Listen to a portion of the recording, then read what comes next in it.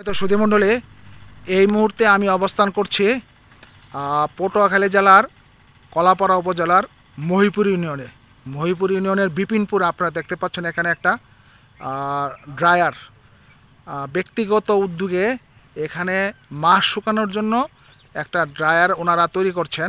আপনারা দেখতে পাচ্ছেন চারদিক দিয়ে প্লাস্টিক দিয়ে ঘিরে একটা সুন্দর স্ট্রাকচার করেছে এবং চারদিকে চারটা অ্যাডজাস্ট ফ্যান আছে।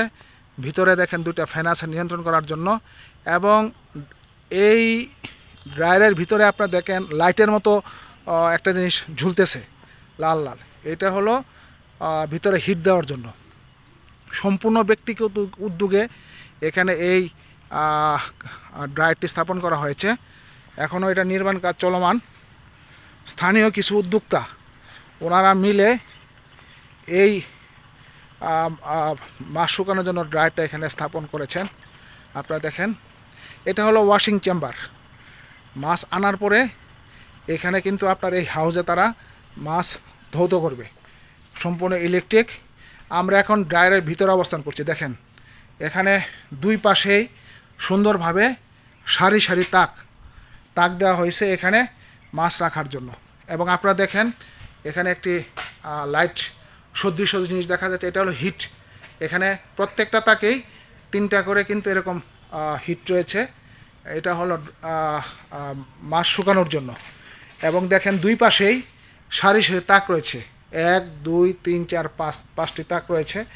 এবং এই তাকে আপনারা দেখেন প্রত্যেকটা তাকের মধ্যেই কিন্তু হিটার রয়েছে তিনটা করে। এবং এখানে অ্যাডজাস্ট ফ্যান রয়েছে, দুইটা অ্যাডজাস্ট ফ্যান। এইদিকে দেখেন দুইটা অ্যাডজাস্ট ফ্যান এবং হিটার তাপমাত্রা নিয়ন্ত্রণ করার জন্য।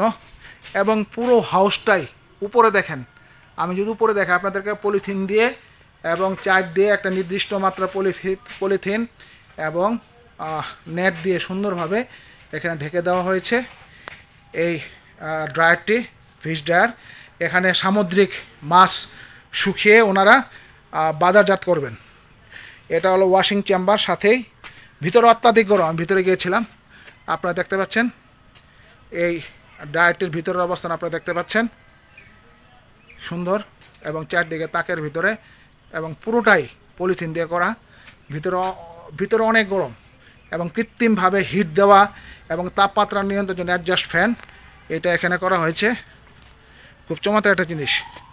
এবং দেখেন পলিথিন, এখানে পলিথিন রয়েছে এবং আপনার রয়েছে।